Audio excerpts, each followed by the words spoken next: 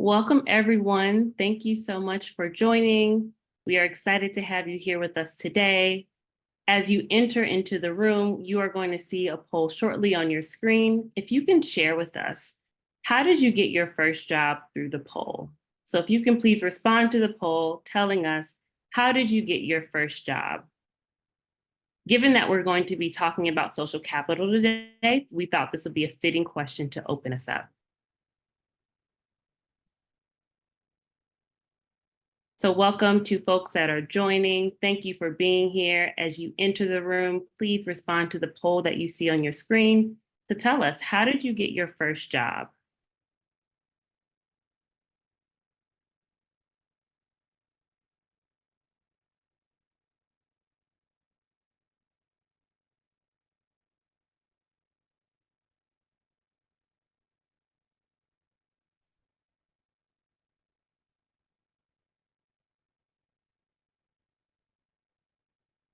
I know folks are still joining, so welcome. Thank you for being here with us today. If you can just respond to the poll that you see on your screen to tell us how you got your first job. This is Social Capital in Action, so a great way to open this up.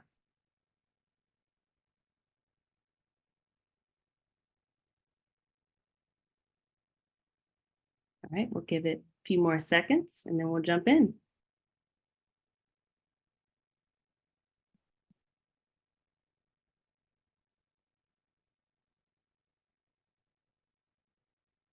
Last call for responses, if you can let us know how you got your first job.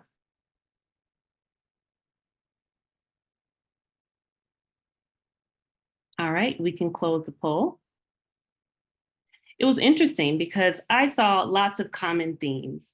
Many people here got their job through a relative or through a mentor or hiring manager, through a job listing, or some other way. So thank you all for sharing those responses with us. And our hope is that that question grounds you in the moment that we are here to talk about today. That pivotal moment in a young person's life when they are about to transition from college to their first job. So let's get started. Basta is a nonprofit that has been working to bridge the employment gap between employers and first-generation college students of color since 2016. And since then, we've achieved some of the best job placement outcomes for first-generation students in the country. We're thrilled to have you with us today to learn about Basta's latest data insights on social capital. We've collected thousands of data points about the drivers and actions that first-generation college students take to land their first job. And today we're excited to share those findings with you. What's more, some late-breaking news is that we've just had our 10,000th student take Seekr, which is our career diagnostic tool that marks the beginning of a young person's journey with Basta. This 10,000th student mark is great for a variety of reasons. We're really sitting on top of an unprecedented amount of data, and also we're reaching and supporting young people on their journey to land a great first job, launch their careers, and live a choice-filled life. For those of you who don't know me, I am Sonia at Seekr, Basta's Director of Strategic Partnerships, and I lead our work with our employer partners, many of which are on the call, including Bloomberg, JustWorks, DonorsChoose, BNY Mellon. We're so excited to have you here today. I am honored to introduce Alejandro Perez, BNY Mellon's Chief Administrative Officer and a longstanding Basta champion, and Sheila Sarem, Basta's CEO and Founder. We're excited to have Alejandro here with us today, not only because of his involvement with Basta, but because of our partnership with BNY Mellon. Since launching this partnership in 2022, I've seen Alejandro work with his team to host exposure events for Basta's first-gen participants at his office, leverage his network by introducing them to his colleagues and fellow leaders, and more. And all of this work to help increase their social capital has helped dozens of Basta's first-generation participants launch their career at BNY Mellon. So today, Alejandro and Sheila will walk us through the SoCap insight findings. Throughout the presentation, please feel free to drop your questions and comments using our Q&A function. Our team will answer the questions live, and we'll also select a few questions that will be answered live later on in the session. If you want to be identified when we respond live to your question, please include your name and organization in the question. So now I will turn it over to Alejandro. Thank you, Sonia. Thank you, Sheila, and the Basta team for having me. And most importantly, good afternoon and hello, everyone. I'll take a few minutes maybe to talk a little bit about my own interest in Basta and my experience with Basta, both personally and professionally. And then most importantly, how you can engage and help the Basta mission from your own positions and places within your organizations. So the question that in the poll actually resonated with me, and to be honest, I wasn't aware that it was going to be asked, but it meant a lot to me because I'm a first generation college student. And I'm not going to go down the full story when I give you the blow by blow. Sheila has heard it, but it's too long. But the reality is I had to hustle immensely to get my first job, simply because my parents didn't have any friends in the industry. My parents were not involved in the industry. In many ways, they were not even in this country at the time. And it was just through connections and getting to know people, and through a connection, getting to attend a conference, a job career conference with the Society of Hispanic Professional Engineers, that I ended up fortunately landing my first job. And that's really what gave me the foundation to start my career. So when I heard about Basta from Sheila the first time I met her, it was very obvious to me, have been here in the Northeast area in New York, that the ability to level the playing field for first generation college students, the need and ability to do that is extremely critical. So for me, that was a call for action. It was an opportunity to help those who at some point, or those who at some point are going to be in a very similar situation than mine, help them have that opportunity to access and enter the workforce despite the lack of potential resources they might have at home, whether it's relatives, friends, or even mentors for that matter. Basta becomes that vehicle. So got started with Sheila and the team. I've seen the organization grow and evolve in a very inspiring and powerful way. It's great to be part of that. It's been over 5 years now in the organization, and I've been able to cultivate relationships between Basta and firms that I've been involved with. And my career, unfortunately or fortunately, has taken me a few places.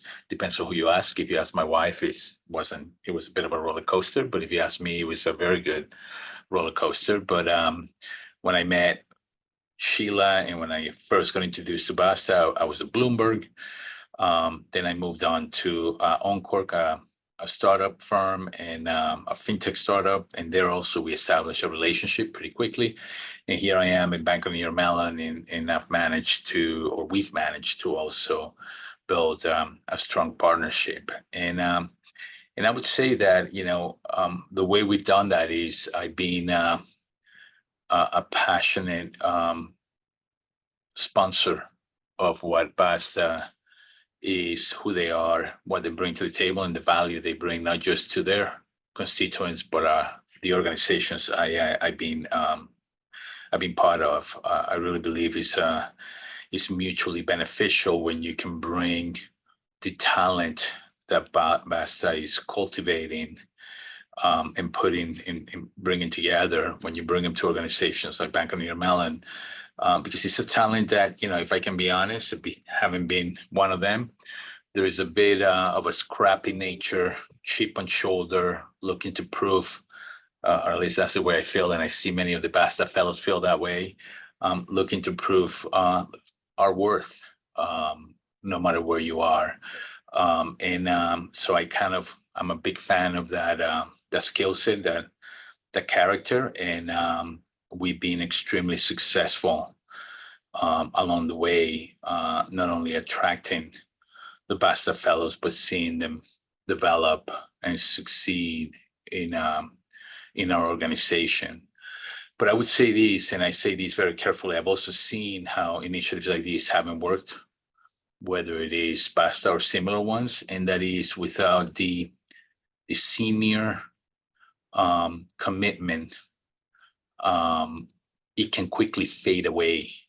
So one of the principles that we have at Bank of New York Mellon, one of our 5 principles is own it. And that really resonates with me when it comes to this Basta engagement. I've owned that process no matter where I've been, because if I delegate it or if I don't really own it, then it quickly falls through the cracks, no matter how big or small the organization may be. Just maintaining the focus and the attention and ensuring that the value proposition is clear and succinct is extremely important. So that would be I will leave you with that advice, that this is something that is a bit of I call it hand-to-hand combat, and it's important to grow it organically from the bottoms up, and this is where you play a critical role if you really believe in the mission. And if you don't, it's okay too, right? But I think many of you, just like me, believe in the mission, and then it's just important to carry it through. So I'm going to pause there. I don't know if there are any questions or anything else you want me to add, Sheila. No, Alejandro, that was really perfect. We joke at Basta, like #social capital in action, but I would say that is the relationship that I get to have with Alejandro, and the relationship that Basta gets to have with BNY Mellon now, and with Alejandro's previous employers during that fun or if you wild roller coaster perhaps from your wife's perspective. So really, really appreciate it. We are super lucky that dozens of Basta fellows now work at BNY Mellon, and that is in no small part because we have an incredible senior leader who is willing to advocate on behalf of and bring Basta into the fold in rooms in which we are not. And so that is such a nice segue into the sort of the piece that we'd like to share with you all today, which are our social capital findings, which, as Sonia mentioned, are a result of thousands of students who've completed our Seekr survey, and give us the data points that we have to be able to share these incredible insights with all of you. When we launched Basta in 2016, one of the sort of things we really committed to was we wanted to democratize data and information and learning that we were able to gain through our work. And so these social capital findings and just this event is really an opportunity to make that possible, to make sure that we're sharing with you the things that we're learning. So these insights could not actually be more actionable and timely than they are right now. In the next month, close to 4 million Americans will graduate college and enter a job market that is rife with systemic underemployment. Recent reports illustrate not just the severity of the problem of underemployment in our country, but really how underemployment most severely impacts first-generation college students. So if you want a mind-boggling statistic that's going to sort of captivate you to really pay attention for the rest of these insights, 52% of first-generation college students are underemployed a year after they graduate. And if you look out at a decade, sort of a 10-year horizon, 45% of those young people will still not hold a job where they get to leverage that hard-earned bachelor's degree. So in a nutshell, it is really hard for first-gen college students to break into the job market. We know they can experience a lot of blockages on their way to getting that great first job. And Basta has historically sort of encapsulated all of those blockages as a series of what we call knowledge and network gaps, which we aim to fill through our various programs. Our most recent body of research breaks down how this idea of social capital really serves as an accelerant to shorten the pathway for first-generation college students to get that great first job. We know, in speaking with so many of you and in what we read in the news and what we've seen in our industry, that social capital can feel really fuzzy at times. We've heard questions about, how do you integrate this notion of social capital into our work, whether we are nonprofit leaders or corporate leaders or talent acquisition leaders? How do we incorporate this notion of social capital? And then how do we measure that it's actually working? And so that's why we really wanted to focus this round of insights on bringing some light to what social capital is, how you measure it, and why it's important. In order to do that, we opted to bring the concept to you in two simple, sort of interconnected ways. We're going to call these two concepts actions and resources. So actions are what job seekers do when they want to build or activate their network. And these are going to be super familiar concepts to you. These are things like messaging recruiters on LinkedIn or attending a highly relevant networking event. Interestingly, when we do poll our Basta participants, our data shows that 90% of our participants are regularly taking those actions. They're doing what they need to do in order to get that first job. Now, resources are what help job seekers actually secure that first job. So you can almost think about actions as the inputs and resources as the outputs. So an output or a resource might be getting introduced to that coveted, hiring manager who is making the decision about who gets the job, or receiving insider information about an upcoming hiring freeze. And as I'm sharing resources with you, you may identify yourself in some of these. Perhaps this is how you find yourself in the job that you have today. If you do identify with one of these, you are in the norm. A survey by LinkedIn found that job seekers who have a referral are 4 times more likely to be hired than those who didn't. Now at Basta, we once thought that students who took more actions would naturally end up with more resources. In other words, more inputs equal proportionately more outputs. But we know now that that's not always true. There isn't always that one-to-one correlation between actions and resources. More actions do not always yield more resources. And that's because not all connections can offer what we would consider the same caliber of resources in this particular moment in time when a young person is seeking to get their first job after college. I want to take a moment to let that sink in. As attendees to this call, you are folks who care about and are invested in the success of first-generation college students and their ability to land great jobs, as we are at Basta.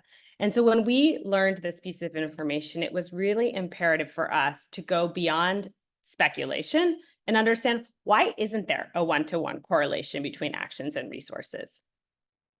So we looked at traditional career guidance, which typically starts by asking how many people are in your network. And so how young people have often processed that question is, let me go meet as many people as I possibly can. At Basta, we chose to ask a different question. We asked, who is in your network? And we then culled the most comprehensive list possible. Students shared all kinds of things like their parents, their community elders, professors, managers, neighbors, siblings, mentors, classmates, and coworkers. We took some time to map all of those, what we call connection types, and then organize them in a way that would make them easier for us to analyze. We organized along 2 key dimensions. First, we looked at what you would consider the personal to professional network. And then we looked at what we're calling peer to senior. So senior being someone who holds, a relative amount of more positional power than the young person. As you can see on these quadrants, a sibling or friend really falls into the sort of left lower quadrant, which is a personal connection or a peer. Whereas a manager or professor would fall into the upper right-hand quadrant, someone who's likely more senior than you. Again, it's important to note that we developed this entire sort of quadrant and way of assessing the network because we were specifically trying to understand what helps a young person get a job quickly. We know that diverse networks are necessary for a thriving career and really a fulfilling life. And that students can be supported in different ways by all the various people in their networks. Some examples of the different roles that we call network nodes might play are on the slide here for you, but we'll just highlight a couple. Young people often turn to a friend or someone they know personally when they're trying to get through a series of rejections from job interviews. We know from our work with thousands of students that what we call rejection psychology is very real, and peers are a great support to one another in these moments. We also know that near peers may be able to provide the current tips and tricks for someone to get through an interview, knowledge that maybe an older person or somebody with more positional power than them might be further from the interview process and may not possess that knowledge anymore. However, if we look at these quadrants, specifically through the lens of getting a great job quickly, in our data set that is almost exclusively made up of first-generation college students, we saw a couple of really interesting trends. The first will likely reinforce a hunch that you may already have. For a lot of the first-generation college students in our data set, their networks were primarily personal, and they didn't yield a ton of those resources that help you get a great job. It would be rational to assume that for this group, they may just be missing the critical context that networks do play a role in helping you get a job, aka they aren't asking for the resources from their networks. The more interesting trend is what you see happen on the professional side of the network. So these are students who've made a concerted effort to build up what we would consider their professional networks. And these job seekers are regularly asking for support. However, only those in the top quadrant, so those asking senior professionals for resources, were receiving the kinds of supports that significantly advance their job search. So while job seekers do benefit from having varied networks, what our data show is that senior professionals are absolutely critical to a young person's likelihood of getting that great first job. This data presents us a really exciting challenge. Our belief at Basta is that we're leaving too much to chance if we just hope that a young person will encounter that senior professional who can help increase their odds and ensure they aren't part of those underemployment stats we shared with you at the start of the call. So if you're a leader in your company, if you're digesting these insights and going, what can I do from my perch? There are lots of ways that you can activate this information as you leave this call and go back to your day job. If you are in the C-suite, like Alejandro, we think this is a really great set of insights to share with your fellow leaders. Perhaps this will shift how your company thinks about employee engagement. Perhaps it will shift how your company thinks about how to leverage senior professionals across any given impact areas that your company supports. If you're a leader in a nonprofit, you could lobby your board. Perhaps the board who supports your nonprofit might see this data and think differently about how they might open up their own networks to the young people that your organization supports. And then any and all of us can go to our LinkedIns after this, take a look at your unread messages. Do you have messages sitting in your inbox from a young person who's reached out to you looking for an informational interview or looking to understand more about what your company does? The reality is that answering that message is more than just a feel-good moment. You are making an actual difference in whether this young person's going to get a great first job or not. And so we are super excited to share these insights with you because we realize there is something in this for absolutely everyone to make a real difference in who gets what jobs when they graduate from college and really make a dent in those underemployment stats that we shared with you at the top of the call. I'm now going to be rejoined by Sonia and Eboni from BNY Mellon, and we are here to answer any questions that you might have after learning about our insights. Thank you, Sheila. Our first question is for you. Can you share more about how Basta helps young people connect with senior leaders?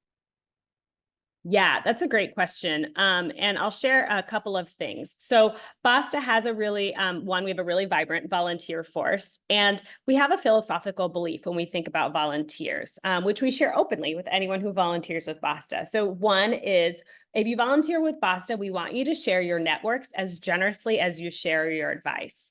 And that really aligns with what you saw in the data insights that we shared with you. I will say, that's been our motto since day one, since before these data insights came out. So we were super happy to see this, but we know that's not for everyone, right? We know some people want to dole out advice and maybe are less comfortable sharing their networks. And we know that if you want to volunteer with Basta, that's just a really important part of our model. So that's one. We really think intentionally about how we leverage volunteers across our model.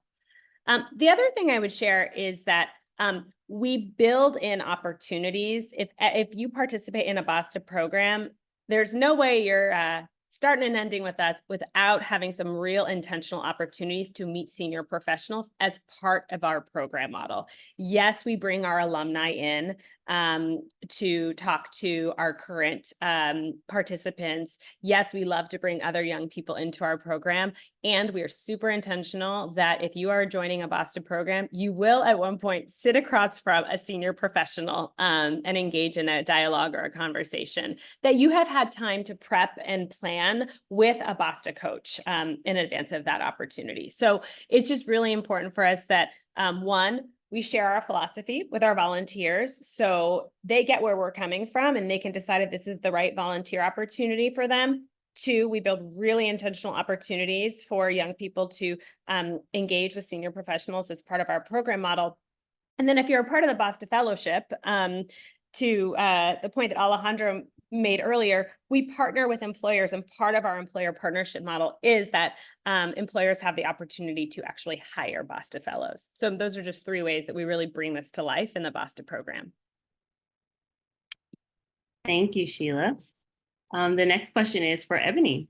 Eboni, how does BNY Mellon support the professional development and advancement of non-traditional candidates within the company? So when you're talking about non-traditional candidates, employees, that can mean a number of things. That's a number of different identities. But what I can tell you is that you're coming in like entry level. If you're coming in as a fellow, you're usually coming in into our internship program or our analyst program.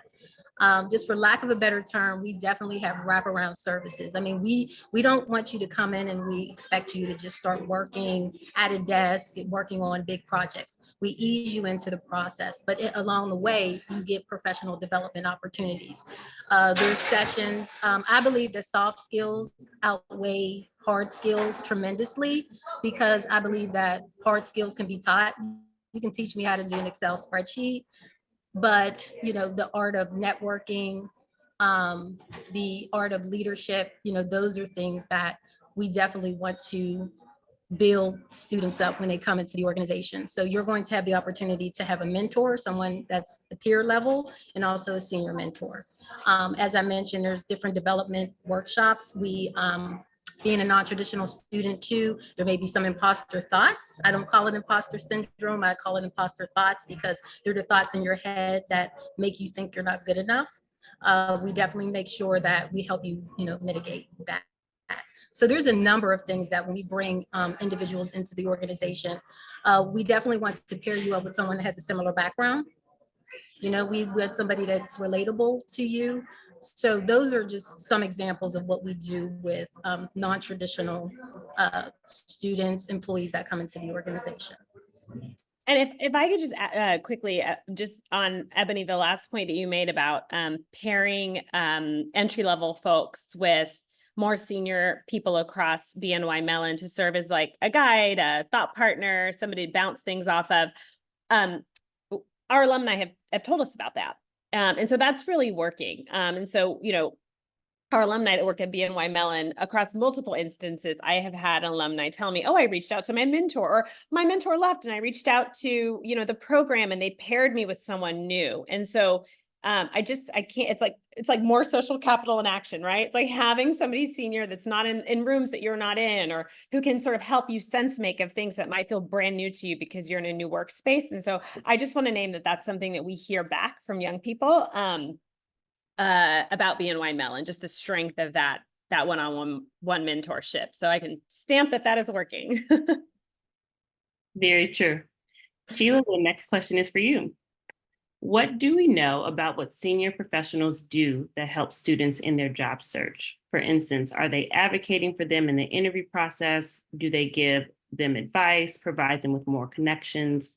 What are some of the things that they are doing to help young people in their job search? Yeah, I think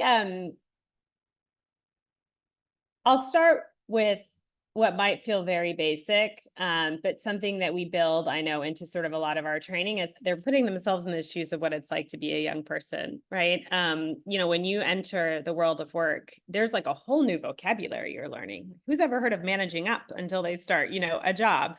And so that first, I think really putting themselves into the shoes of the person who's sitting in front of them, who comes with a lot of strengths, and there's a lot that they haven't yet been exposed to. So I think that's super critical as we think about how we guide and support folks who are more junior in their careers. And then I think it's like a beautiful sort of dance. And Sonia, I would love, I know the question was asked of me, but I would love to hear your thoughts on this because you do this work every day alongside me. Sometimes it's about exposure. Sometimes it's connecting somebody to a resource, a person, inviting them into an event so they can see how something happens, inviting them into your workplace so they can really see what a particular job looks like.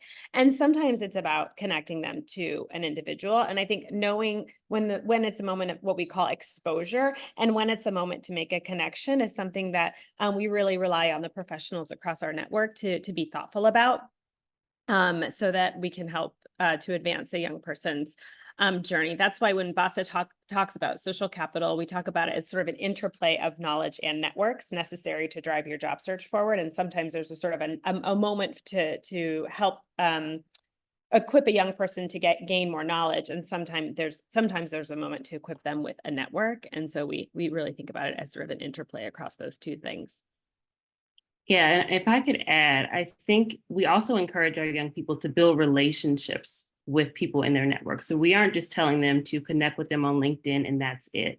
We're giving them the tools that they need to build that relationship so that their mentor or connector can get to know them, and then they'll understand and get a sense for what it is that they need.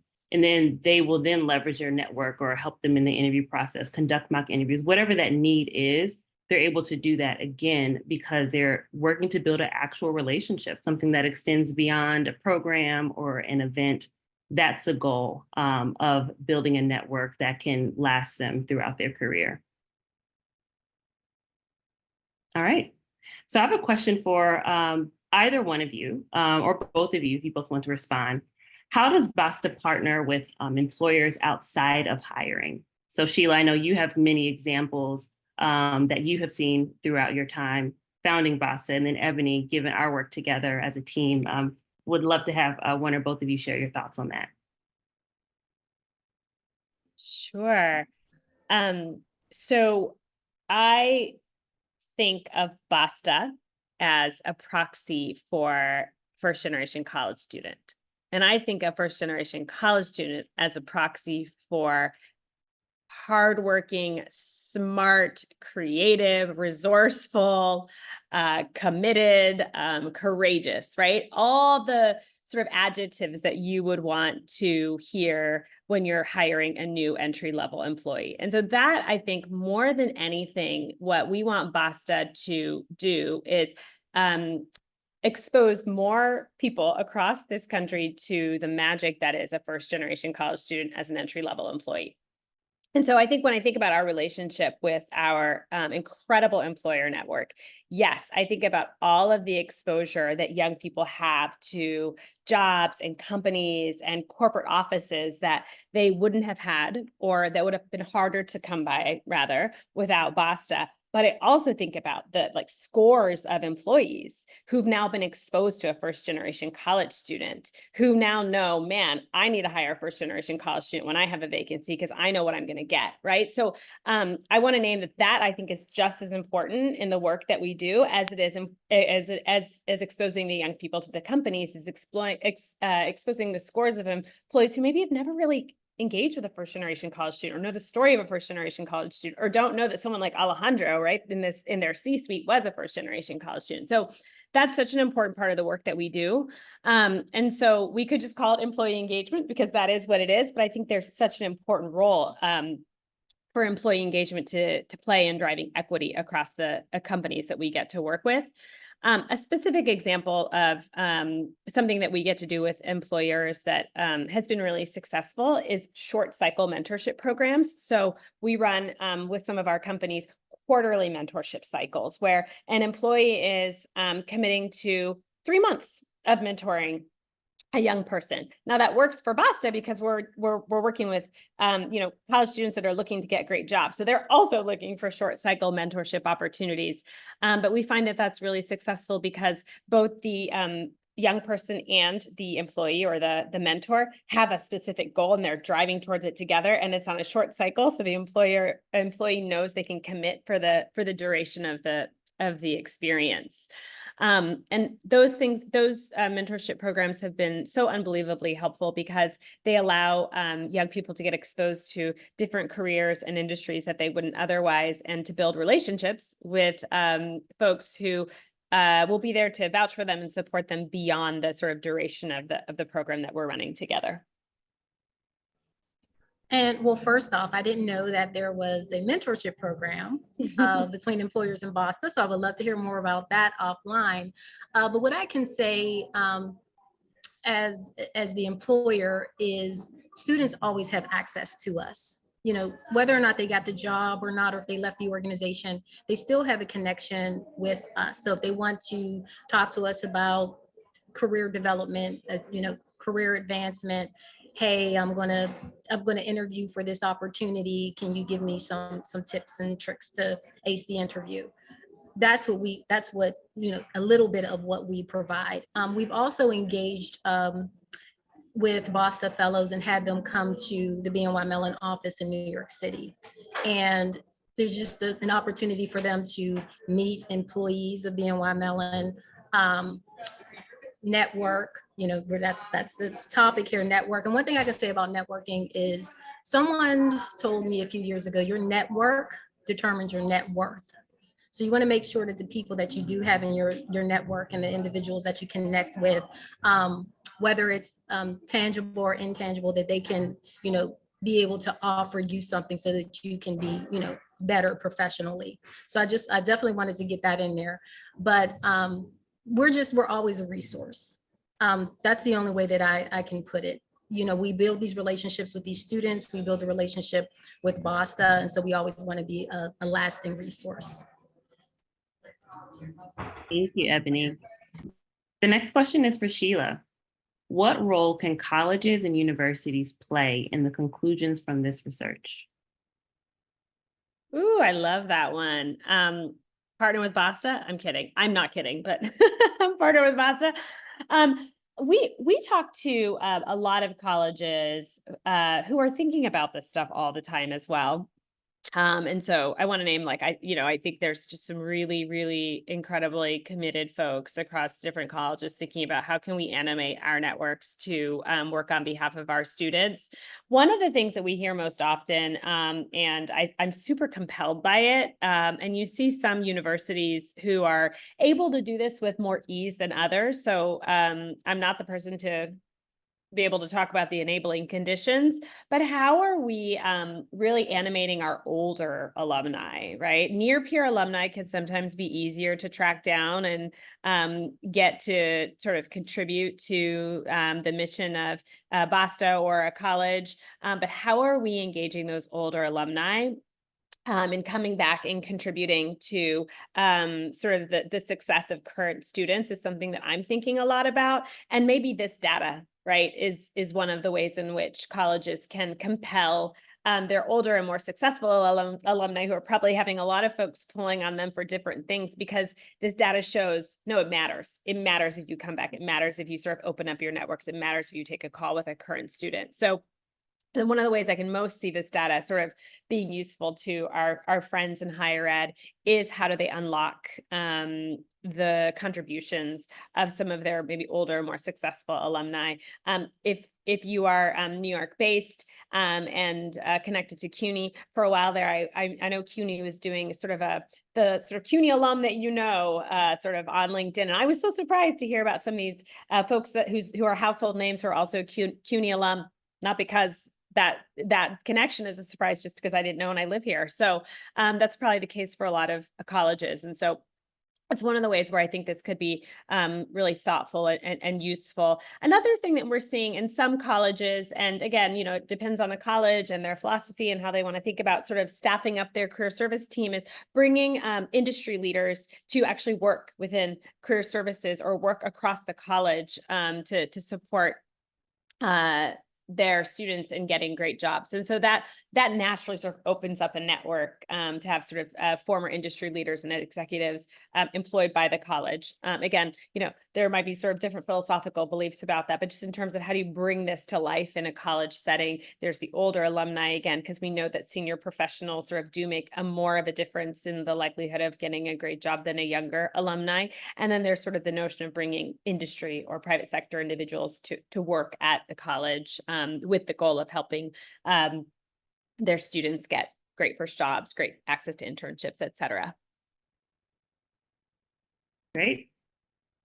Next question is for Eboni. Eboni, how does BNY Mellon measure the success and impact of its efforts to recruit and integrate people of color into the organization?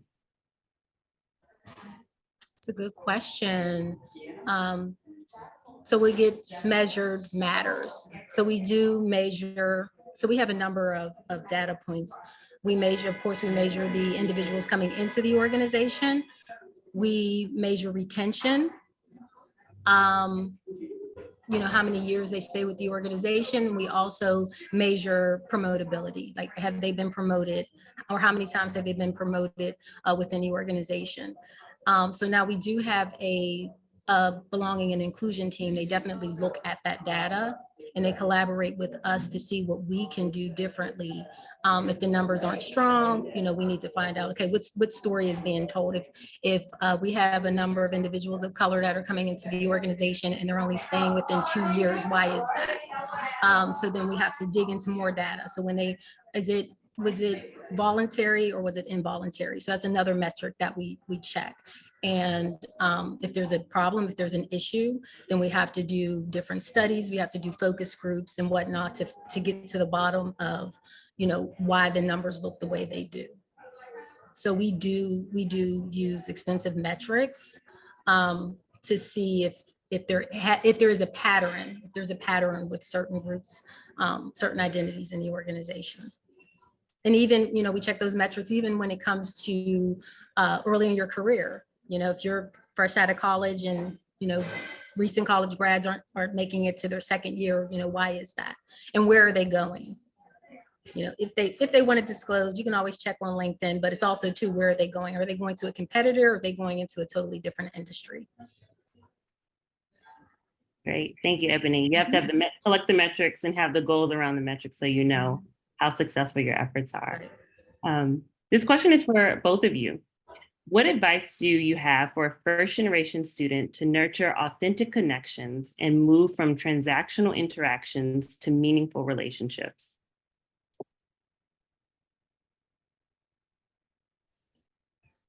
That is a great question. Because of course, when you're first interacting with individuals, you have a purpose and you have a reason, but they don't always result in a relationship. I think it takes time. You have to connect with the right people, ask your leader, who to connect with, but also too, you also have to practice networking. It just doesn't come easy for everyone. Some have more introverted personalities or get nervous if they're talking to someone at a certain level. So it takes practice. I would say you definitely have to identify, really do your research and identify who you want to connect with. But it's going to take time. It's going to really take time to build those relationships, but you just have to keep doing it. You just have to be relentless and you cannot give up because you are going to eventually make those connections. Yeah, I'll just say three things. And this just comes from the last 7 years, seeing where young people are and where our participants have sort of had the most doubt. So a couple of things. One, if you've been sort of the person doing the sort of informational interview, the sort of the young person, you don't want to just mimic the questions that a senior professional will ask you. I've had that happen, and I'm like, "What are you doing?" And the person's like, "Well, that's what was asked of me." So I would say practice with someone that and make sure that your questions make sense and resonate. Just feels like an important first step. I often ask young people, have you practiced? And yeah, I've been going through it in my head. And it's that is not practice. Going through something in your head is not practice. So practice, practice, practice. I think number 2 is like, believe that people actually want to help.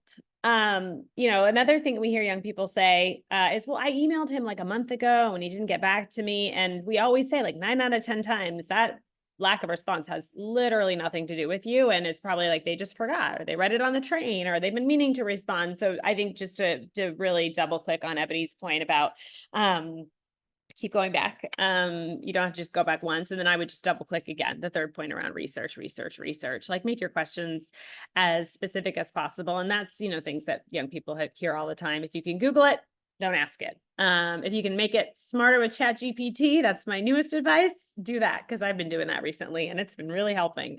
So I think that's really, those 3 things, like believe that people really want to help, and that will give you the courage you need to keep reaching out. Practice with someone and do the research to make sure your questions are as good as they can be. You don't have to be the smartest person in the room, but that they feel like you really, spend some time ahead of the call to ask them questions that are relevant to them. All right. The next question is for Sheila. Does Basta partner with nonprofits that are working to get first-generation college students into school and keep them there? Yes.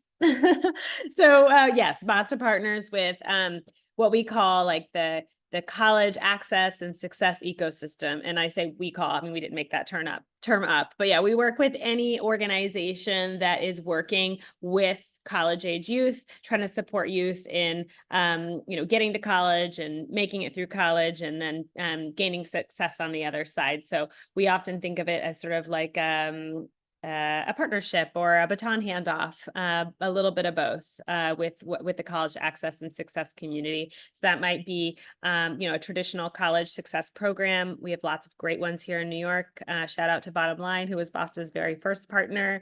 There's a lot of charter schools or sort of high schools with an alumni program. Shout out to Kip, also one of Basta's very first partners.